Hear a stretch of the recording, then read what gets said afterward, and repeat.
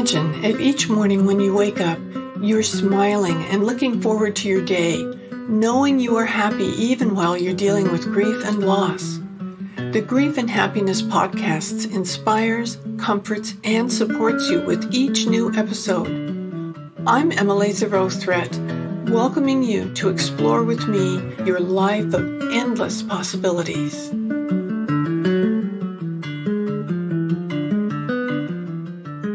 Aloha. I am so happy to bring this very special guest to you today, Dr. Valerie Simonson. She made just a huge impact in my life when I needed her the most, and I just admire her so much. She's a great person, great healer, and she's just an amazing person. She just goes where she knows she needs to go to do what she knows she needs to do, and it's wonderful to have that example of such a beautiful way to live. So, welcome. Thank you. Aloha, Emily. Thank you for having me come. Oh, I'm so excited to talk to you. I met Dr. Valerie here on Maui. She was living here at the time, but she lives lots of different places. So I was just very fortunate that she was here at the time that I needed her. Mm. So can you tell us a little bit about you, what you do, how you do it, sort of thing? Yeah, sure. Thanks, Emily. You and we met, I don't know, but we spent a lot of time on the beach, which was probably the most important thing. I'm a naturopathic physician and I specialize in integrative medicine, but nature is where the healing happens. So we had a lot of experiences on the beach, and when we are in nature, there's something that clicks inside of us that doesn't happen in an office. So what I've done I was leaving medicine in 2020, and then COVID hit and I'm back in medicine, but also have created a nonprofit for healthcare professionals, educators, and community leaders that are dealing with burnout. Because I too have burned myself out many times because I've been all over the world doing international crisis relief work, And so now I'm back just sitting in my body, breathing, teaching what I need to learn, which is self-care. And I'm so glad that you are doing your program because I think grief and happiness is a topic we need to talk more about and integrate it into our bodies. Yes, absolutely. I agree just 100%. I can say that Dr. Valerie is the only doctor I've had an appointment with on the beach. And and it was such a beautiful concept. The things we did and talked about while we were there was more healing than any pill somebody could have given me. Mm. So I'm very, very grateful for that. We also, you came to my house and we sat outside, and it was so beautiful outside too. And you gave me keys to rely upon when you weren't around, things that could trigger for me. Oh yeah, I do know more. Mm. And that my life is based around love, and I can function that way. Mm. So, and I love the idea of what you're doing for healthcare professionals. That it's so easy to burn out in that world, especially when you've got crises. I know I used to work in the emergency room a lot, and you can only do that for so long. I don't know how people that work there stay there for a whole career. Yeah, they're pretty special for sure. And the whole topic or the whole essence of my being the last years that I'm on this planet really is that everybody remembers that they do know more, because the name of the company is You Know More, and how to really drop into your body and then know what your needs are, ask for what your needs are, and have the follow through, which takes practice and taking care of yourself and revering yourself as the king and the queen that you are. Absolutely. I know I was just thinking that when somebody asks me, and I get asked this question a lot, what's the first thing you tell somebody who's dealing with grief to help them? What can you do? And I always say that self-care is vital. That if that's what they have to do first before they do anything else. And I know that you really reinforced that for me, and it helped me a lot. So that's what I always tell to people. What kind of self-care would you suggest if somebody came to you who was grieving and just didn't know what to do? What would you suggest? Yeah, I just had that happen actually the other day. A relative lost her husband prematurely. Mm. And when I asked, what do you need? And she says, I don't even know what I need. And so I responded with breathe. And I sent her a video on looking at a mountain just with the words breathe. And she wrote back a couple of days later and she said, oh yeah, I forgot about that. So the awareness, this is grieving is an experience in life that in our culture, in American culture, there's not a lot of education on. But if we go back to the simple ways of living on a planet, just breathe and, eat as well as you can. Sugar is you're going to want sugar because sugar satisfies a part of the body where the sweetness perhaps is missing. Mm-hmm. So it's important to put in your proteins at this time, whatever that is for you, and then rest, sleep. Even if you don't think you're sleeping, just stop and rest. And like I told my little niece the other day, I said, everything's going to work out okay. You don't have to get everything done right now. And I think that's the most important thing in life. We don't have to get it done right now. If there's a child running out in front of a car, yes, you're gonna respond. But for most things in life, if you just take a breath, drink some water or some tea, go to the bathroom, just go pee, right? Get out in nature, move your body a little bit. If nothing more, just walk with no intention of getting somewhere. Just walk. And then honor the silence. Honor the silence. And then the silence gives us that space where we really can get in touch what we are feeling. Am I angry? Am I sad? Am I confused? Am I blah, blah, blah? Whatever it is, that pause. It's so beautiful. That just really explains with nice details this ideal way to take care of yourself, and you can do it. You can see you don't have to rely on somebody else. You don't have to run to the doctor, or you don't have to have somebody else do it for you. This is something, I call it self-care because you do it for yourself. Yeah. And one of the reasons that medications are so over prescribed is because when a patient comes in to see the doctor, there's an obligation. We as doctors, we need to do something.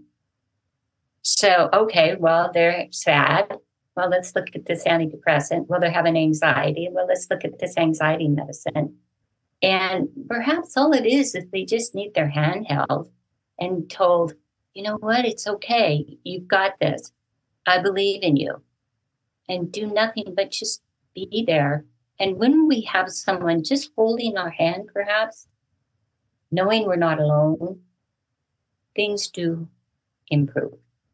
They really do. And I think that's one of the biggest challenges in dealing with grief in our society today is that when somebody dies, people are there for a memorial service and then they disappear. They all say, let me know if I can do anything for you, but they're not there. They're gone. And the person grieving is by themselves. And yeah, I heard it said the other day by a woman that lost a spouse. She said, yeah, everybody said they were going to be there. But the fact is, life goes on and people are busy. And you'll find, not Papa Kalakea, but he would validate this. But Wallace Black Elk said, you've got 5 good friends. And if more than that, they're really not good friends. And those are the ones that you don't even have to say anything to. You don't even have to call them because they're already connected to you. But you can depend on that, whatever those people are. But more importantly is that connection to spirit, to God, Allah, whatever you call it, something that's greater than yourself, and spending time in that space. It really is. I think anymore people don't talk about that sort of thing as much as we used to. And people kind of think whatever their belief is kind of a private matter because they don't want to get into a debate or a discussion or something. Right. And if it's private for you, then take advantage of that, have that, feel that private presence if you're not talking to somebody else about it. Yeah. It's fine to know that there's more out there. And then at the same time, all of our emotions, anger, fear, sadness, all of these emotions are real and we need to be respected. We need to respect those. But as the Dalai Lama said one time, we were with him and he got really angry and he walked off the stage and he was gone until they fixed the problem that was there. And he came back and he says, it's okay to be angry. It's that if you hang on to it, then that is when it can cause problems. Which kind of brings me around to one of the topics on our little menu of topics, which is the body's relationship to emotions. So do you know what the emotion of the lungs is in Chinese medicine? I should, but I don't. It's grief. I knew that. I did know that. I'm sure you did. And it's almost predictable if there's a death in a family, when there is a death in a family, there's going to be somebody, if not a number of them, that are going to have pneumonia from the grief that's not being expressed. So in New Zealand, they have professional wailers. They come to a funeral or they come to the wake and they just cry and wail. It's this wail you can hear for a mile probably, right? And then people start wailing and it gets out of their body. So how we prevent problems within our body, whether it's grief, which is in the lungs, is by expressing whatever. If you're angry, express it.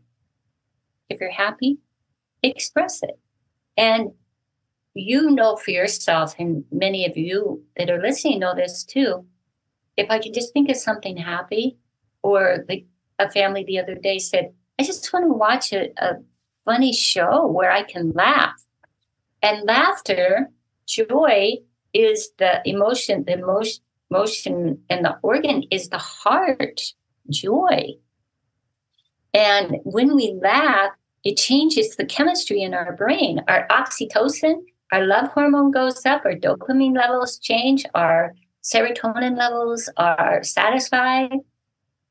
So that's what I got to say about that. Yes. That's so wonderful. I know that whenever I do a lot of social media and whenever I put something on that says breathe, everybody responds to that because it's like a reminder. Oh, yeah, I need to take a breath. And a lot of times people will just not realize that they're holding their breath. And Emily, especially since this pandemic, we have been terrorized by media. There's a constant, oh my God, is it going to get me? And we're in fight and flight, or many of us are. I have been. And, I'm teaching this stuff about breathing and self-care. But there's times that I'll just all of a sudden notice, oh man, my back hurts, my belly hurts. Oh yeah, I forgot to breathe. Right? Yeah. Forgot to breathe. So dropping the breath down into the toes. And if you hyperventilate, that just means that you haven't been breathing. I had a man this morning on the Zoom call, and I could tell he was starting to get a little pretty uptight. and then I just said, breathe. So as that gentleman understood that he wasn't breathing, he was talking about his past, he was talking about the trauma, his losses, and his grieving process. And then he took a big yawn, and he yawned. And I got this from my Girl Scout teacher, Carol Lee Swager, when I was a kid. The reason why we yawn is that the body needs air. It needs oxygen. So I said, you just self-regulated yourself with a yawn. Now, we don't have to self-regulate if we remember just to breathe. Now, that's easier said than done. Write it on your hand, put it on your forehead, put up sticky notes.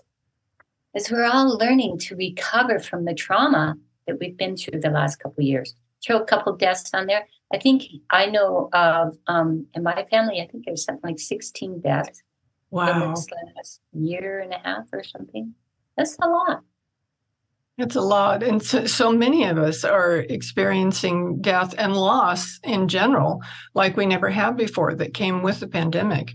And although things aren't quite as acute in the hospitals right now, it seems like everybody I know is getting sick. I had somebody cancel yesterday a recording that we were going to do because she had COVID, and she just said, I can't breathe that well, so I can't like go on the podcast because she couldn't breathe.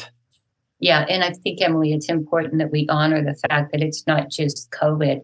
It's the fact people lost their jobs, they lost their homes, they lost the ability to go to a store and buy their favorite hiking shoes. Yeah. All of these things are building up to what we have now. And it's important that we honor that. At the same time, get perspective. Step away from it. So one of my addictions is shoes. Well, I can't get my shoes anymore. There isn't enough to go around, When I got the perspective on it, really, how many pairs of shoes do I need? Right? One. Really? Yeah. Two? Yeah. Two. Got to have your sandals and then another pair, whatever. But the point is, enough is enough. And I think that's been one of the greatest things that the pandemic has taught us. We need to simplify our life. Get down to what are my needs, know what my needs are, and then how can I support that? Someone the other day was buying another, what would they call them, a four-wheeler or something like that. Well, they have two. I said, why? Well, it was a good deal. Okay. And not to be judgmental, just to be observing, we still, in this culture, there is this thing that if we can just keep on putting things in, I will be okay. And in the grieving process, it's so easy to put things in to make me okay. And the first one we tend to put in our culture is food or no food, depending what your personality is, right? Yeah. And then alcohol or other medications that will numb, if I may say, the process. Yeah, I think when we can really look at what's really important in our lives and important to us. And I know that I was raised with parents that had been through the Depression. The family had been through the Depression, and they saved everything they ever came across. And I got to clean up all that stuff that they saved when they weren't there anymore. And it really was a lesson to me of what really is important in life. Do I need to have every single thing that comes my way? And the more I realized that less is more, the more spacious I felt, the easier it was to breathe. And financially, it's so much better. You don't have to worry about bills if you're not buying a bunch of stuff you don't need, Yeah. Yeah. And I love the word that you used there, spacious, because that's what the breath does, is it gives space in the body. Expressing what you're feeling in the moment, such as wailing when someone cries, that gives space. And when we have space, your internal organs are going to function more optimally. So people that repress the grief or hang on to the grief, and there is no time limit for grief or any emotion. But if there is a repression, what happens is that will start to shift the function and the ability of the organs to operate in an optimal manner. So it's so important that we move things through our breath, space, get rid of things we don't need, space, and then go back to the mantra, I am enough. I am enough. And when this pandemic started, I changed my heading on my website. It said, you are spiritually prepared for all of these events. It's true. Everybody has it. They have it inside. It just means you got to stop and go in there. Mm-hmm. Right? And then when I talked to the Department of Health about an issue there on Maui, and they were telling me what they want to do, and I said, if a tree is sick, you fix the soil. If a tree is sick, you fix the soil. And he said to me, Valerie, do you really think we're that conscious? And I said, we better get that conscious, because that's why we're in this situation. We've overused the earth. We've overused resources. We keep on putting things in. Things are out of balance. And when I thought about, okay, we're going to fix the soil. What's the soil of a human being? It's their soul. Now we can fix the digestion, which is, on a physical level, but really it's your soul. And the only way that you get fixing your soul is to drop into whatever you're feeling, express it, whether it's writing a book, starting a new business like you have done, throwing a pot with pottery, becoming a Boston Marathon runner, whatever it is, move it through.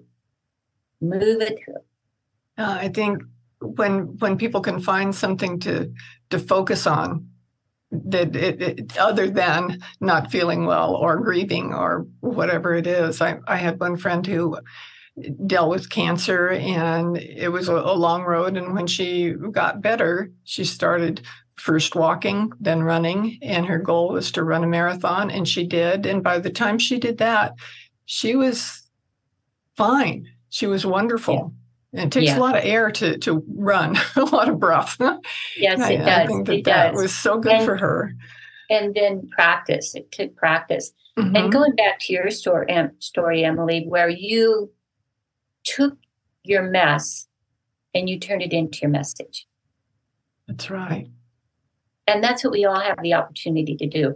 And I laugh at myself because this more thing, I've been working with that for years. But now it really is. I am taking my mess, which is self-care, Dr. Valerie, and making it my message. And I found that through one of the programs that I took with you, because I was grieving.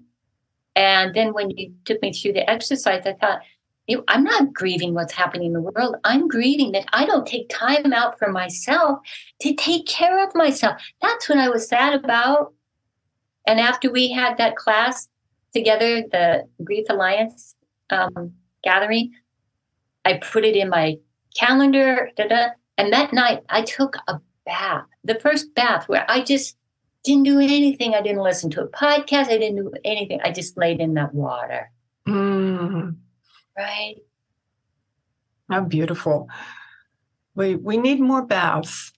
We need more baths if you've got that option. And if not, there's the ocean in Hawaii. Mm-hmm. And water, you're made up of 75 to 80% water. So when we get with water, it does help make the flow happen more easily, right? And that's what tears do.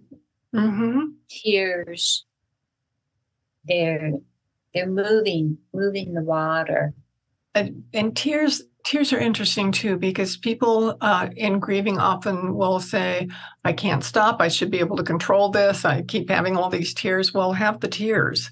Or they'll say, I just can't cry anymore. And there must be something wrong with me because I'm not having tears. I'm not crying. And that's not a gauge, something to look at. It's not. I had a lady that had a miscarriage.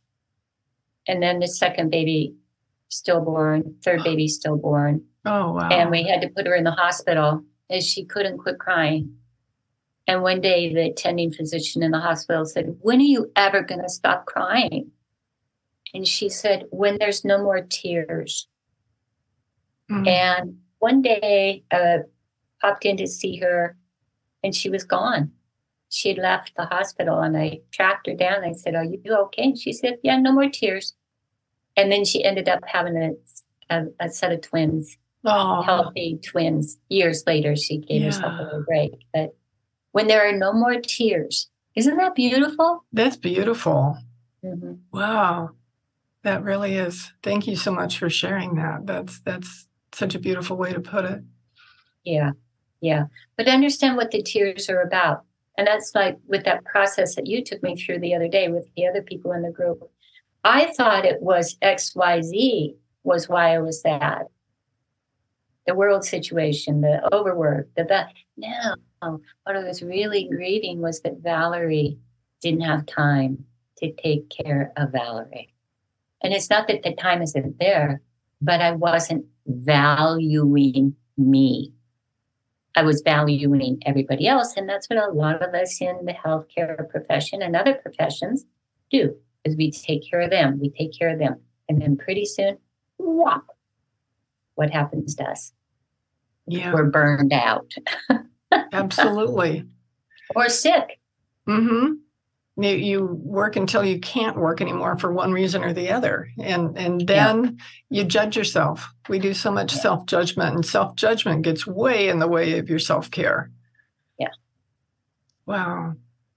Well, this has just been a beautiful, amazing talk. I could talk to you for hours and days. I know. It just feels good to talk to you, and I always feel better after just being in your presence, and that's pretty wonderful. Thank you. So I'm so grateful to have met you, to have had you be a part of my life. Is just I'm very grateful for that, and I'm inviting you back. I'm going to cover the other things on the menu that you gave me of things that we can talk about. So Great. And if that doesn't happen, so be it with the other things on the menu, because really it's important that we stay present in the moment and deal with what needs to be done. And grieving is a natural process. So is happiness. Yes. So as we understand that grieving is happiness, there is no separation. That's right. That's my whole message.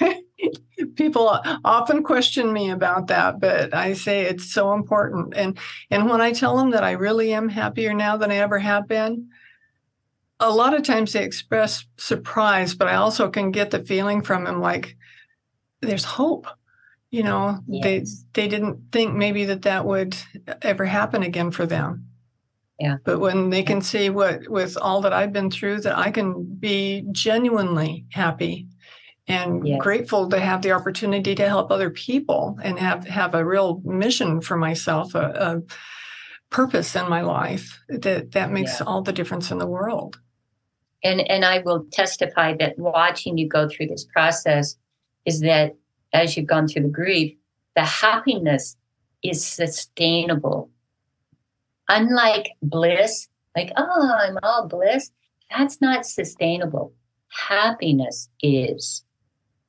And you're healthier now. Oh, yes. Because of that sustainability through happiness that is prompted and supported by grief.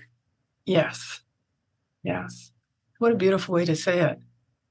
Well, thank you so much for being here today. And I know that our listeners are going to want to have you back too. So we'll schedule you a couple months down the road and have another conversation, because this is just beautiful. I really, really enjoy talking to you.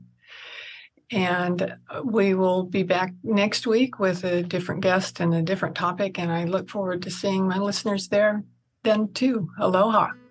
Aloha. Do you want more comfort, support, and happiness? Join the Grief and Happiness Alliance. Visit my website at lovingandlivingyourwaythroughgrief.com and read my book, Loving and Living Your Way Through Grief. Be sure to subscribe to our podcast, rate it, review it, and binge on all our episodes on grief and happiness. I can't wait to welcome you back to another episode